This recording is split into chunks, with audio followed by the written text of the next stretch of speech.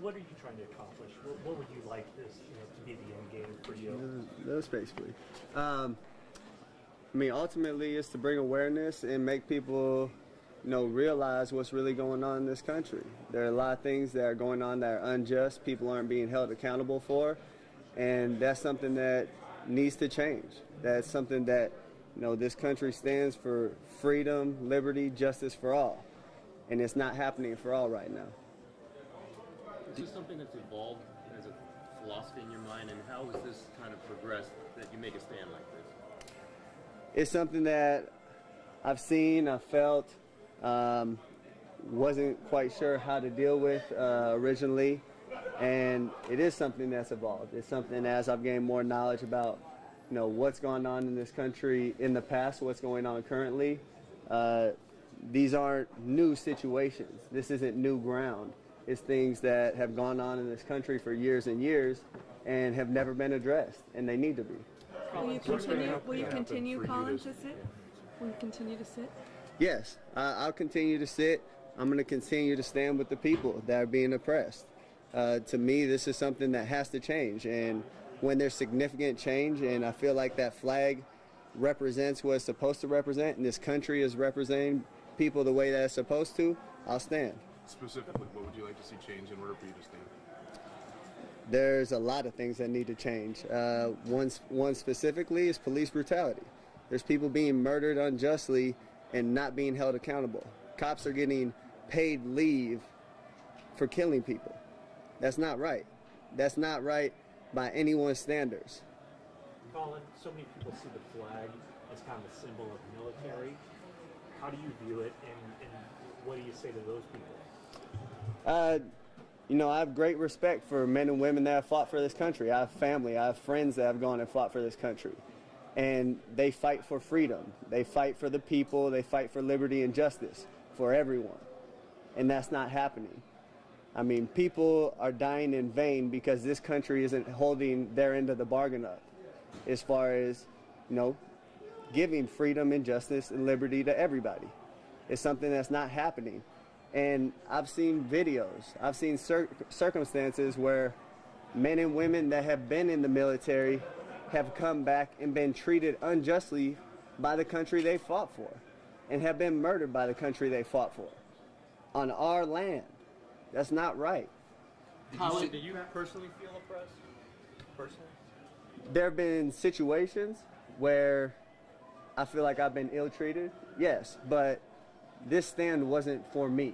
This stand wasn't because I feel like I'm being put down in any kind of way. This is because I'm seeing things happen to people that don't have a voice, people that don't have a platform to talk and have their voices heard and affect change. So I'm in a position where I can do that, and I'm going to do that for people that can't. Is this the first year that you haven't stood up? Did you do it other years, or is this the first time? This year's the first year that I've done this. And you did all the preseason games so far? Yes. This is the first time it was noticed? Yes.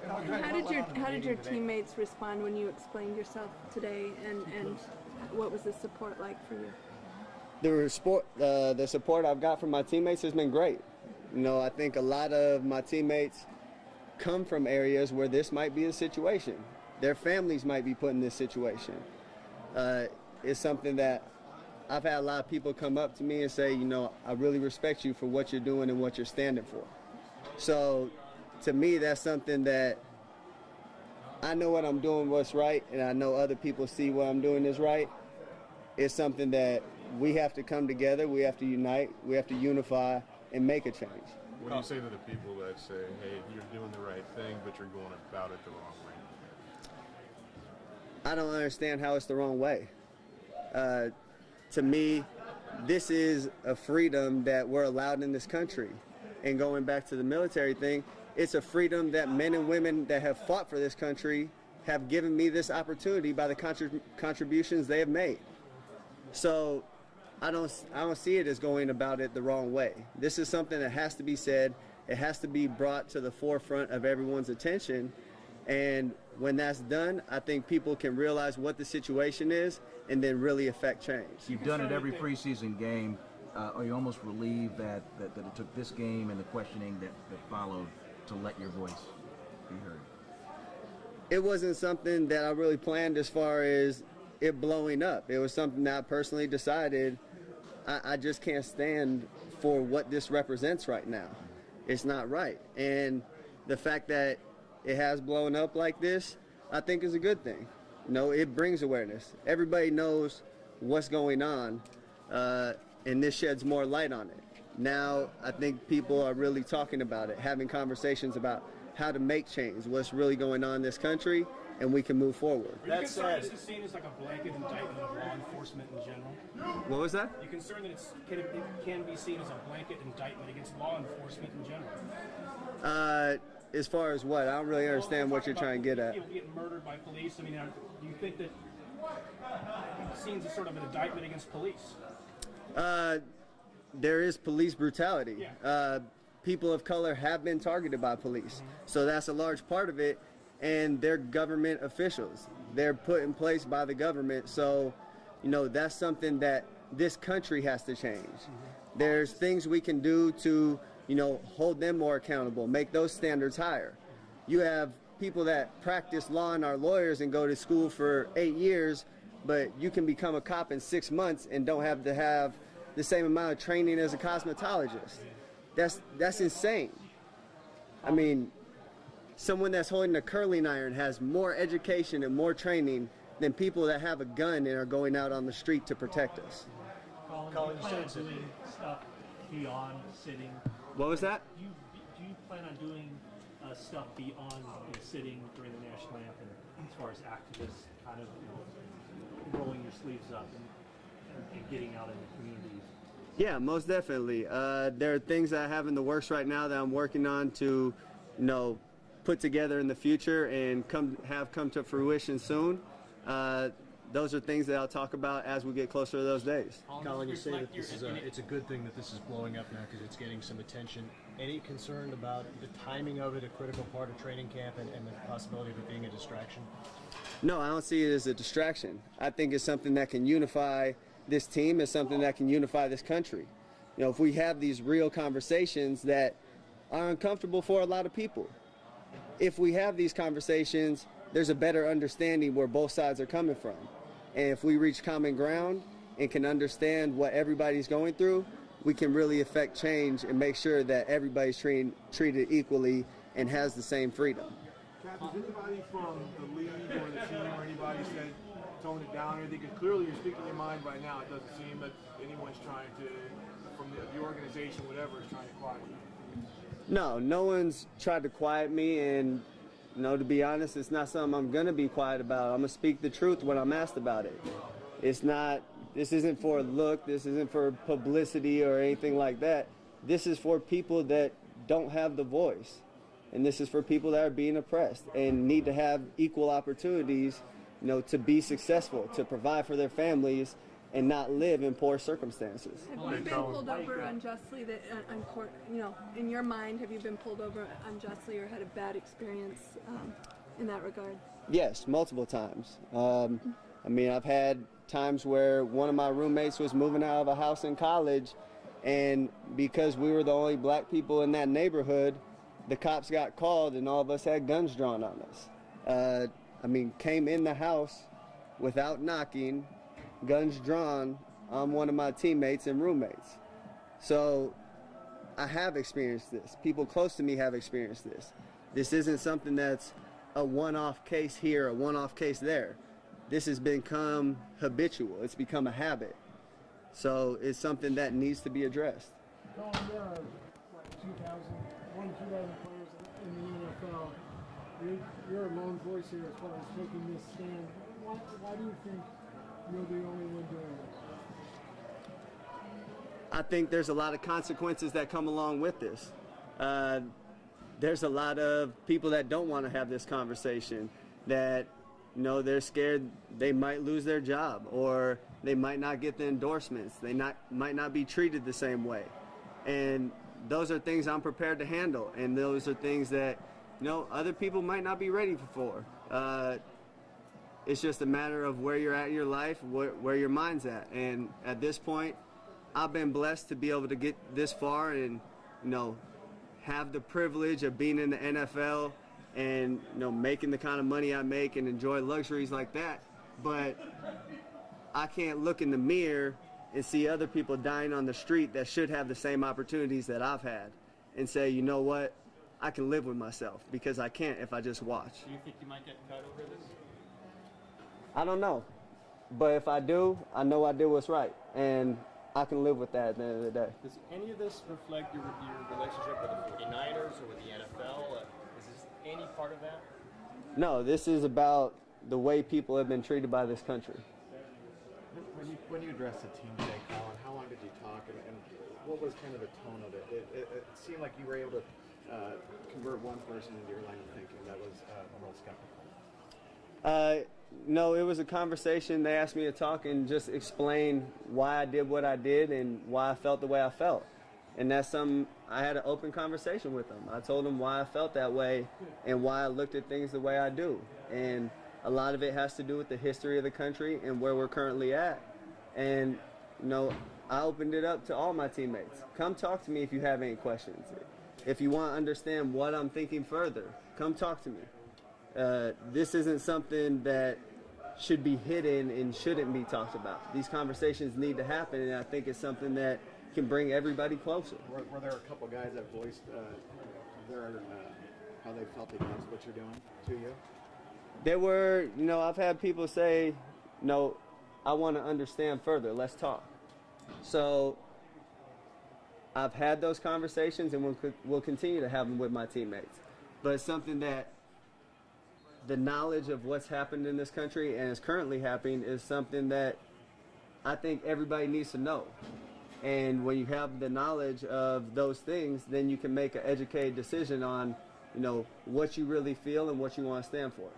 Is any of this been a distraction? In terms of politicians or people outside the sports world to tell you that they support you through this? I've had a few people reach out. Quite a few actually, saying, we really support you. We're proud of you for taking that stand. We respect what you're doing. We know a lot's going to come with it, but we're behind you. And, that means a lot. That means that I'm not the only one that feels this way, and I'm not the only one that sees things this way. Is any of this going to distract the team from getting to the Super Bowl this year? Is there, are you guys talking more today about this, or are you talking about the plan to get to the Super Bowl? No, we're focused on football while we're in meetings, while we're on the field. That's what our focus is. But in our free time, we have conversations about this, and that's not something that we should be ashamed about or shy away from. We talk about football, we handle our business there, but there's also, a social responsibility that we have to be educated on these things and talk about these things. Colin, did you consider bringing, forming an alliance and getting teammates to join you in this? And if not, why did you decide to go it alone? This isn't something I'm going to ask other people to, put their necks out for what I'm doing. If they agree with me and feel strongly about it, then by all means, I hope they stand with me. But I'm not going to go and try to recruit people and make sure hey, come do this with me, because I know the consequences that come with that, and they need to make that decision for themselves. In that same vein, did you reach out to anyone before you did this to seek their counsel, say, hey, what do you think about this? This is a conversation I've had with a lot of people a lot of times over a long period of time. So it wasn't something that, I planned on having a conversation about at a particular time. It just so happened it was the other night that people realized it and talked about it. Yeah. Sorry about that. Oh, that's all right. Clearly, we understand why you're doing this. You want to bring a voice to other people. You want to raise consciousness about certain issues. Are you concerned? So much of the talk with the 24 hours has been about you and not necessarily the issues. Are you concerned that could happen? I do think that, the talk has been more about me, more about, I know a lot of people's initial reactions thought it was bashing the military, which it wasn't. That wasn't my intention at all. I think now that we have those things cleared up, we can get to the root of what I was saying and really address those issues. Since you've done this, other players who feel the same way, but maybe not ready to step forward publicly? What was your Do you question? know other players who are kind of feel the same way that you do, but are afraid to really step forward publicly, like you have? Yeah, I know there's other players that feel the same way. I've had players reach out to me. You know, once again, it's not something I'm going to ask them to put their necks out. I know the consequences that come along with my decision, and if they feel strongly about it and want to stand with me, then I hope they do. If it's something they're not ready for, you know, that's what the conversations are for, and they can make that decision, you know, when they're ready or if they're ready. Do you Dr. feel you'll Edwards be has safe? some- Do you feel you'll be safe in some of the road cities that you go to, and will you take some precautions? I mean, that's a legitimate thought. Not really too concerned about that. No, at the end of the day, if something happens, that's only proving my point. Yeah, that's. Dr. Edwards has some experience with public stances such as this. You were talking to him before practice. Is he someone you've consulted with at any point on the right when you decided to do this? I mean, once again, it wasn't something I consulted anybody on. It was a conversation I had when someone asked me about it. Dr. Edwards is a good friend. He's someone I talk to a lot and run a lot of things by and have a lot of conversations with. And we have a lot of similar views. Colin, the fact that this is an election year, does this have anything to do with the timing? I mean, once again, it wasn't a timing thing. It wasn't something that was planned. But I think the two presidential candidates that we currently have also represent the issue that we have in this country right now. You want to expound on that? I mean, you have Hillary, who's called black teens or black kids super predators. You have Donald Trump, who's openly racist. I mean, we have a presidential candidate who's deleted emails and done things illegally and is a presidential candidate. That doesn't make sense to me, because if that was any other person, you'd be in prison. So what is this country really standing for? Well, it is a country that's elected a black man president twice, Colin. I mean, can you see people say why the outrage in a country that has elected a black president, has done many things, sacrificed a lot of things for freedom? It has elected a black president, but there are also a lot of things that haven't changed. There are a lot of issues that still haven't been addressed. And that's something over an 8-year term. There's a lot of those things that are hard to change. And there's a lot of those things that he doesn't necessarily have complete control over. If you would say that, what would it be a success for you on this? I mean, just in the short term. No, that's a tough question, because there's a lot of things that need to change, a lot of different issues that need to be addressed. That's something that it's really hard to lock down one specific thing that needs to change currently. Okay, last thing, Colin. My wife's a cosmetologist, and she has very extensive training. Yeah, see, and it's amazing to me that she has more training than officers that are supposed to be protecting people.